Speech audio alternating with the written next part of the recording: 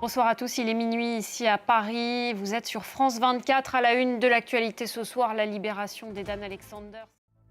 Edan Alexander est donc libre et de retour en Israël. Cet Israélo-américain était retenu, je vous le disais, par le Hamas dans la bande de Gaza depuis les attaques sanglantes du 7 octobre 2023. Il est le premier otage à être libéré en vie depuis le 22 février dernier. Le Hamas n'obtiendra rien en échange. Cécile Galluccio.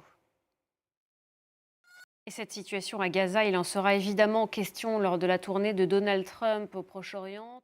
Donald Trump qui a déclaré qu'il envisageait de se rendre en Turquie aussi jeudi pour d'éventuelles discussions russo-ukrainiennes. Mais la Russie n'a pas encore dit si elle enverrait une délégation sur place. Moscou, qui une chose est sûre, a refusé l'ultimatum réclamé pendant le week-end par Kiev et ses alliés. Regardez ce reportage de Maryse Burgos sur la ligne de front en Ukraine.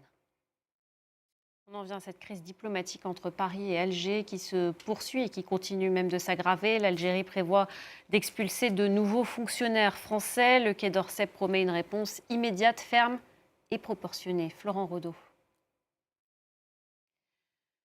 En bref, la France, où des débats enflammés ont débuté, la fin de vie fait en effet son retour à l'Assemblée. Allez, pour finir, on va partir en Italie. 4 jours après son élection, le nouveau pape Léon XIV s'est exprimé ce lundi devant la presse internationale.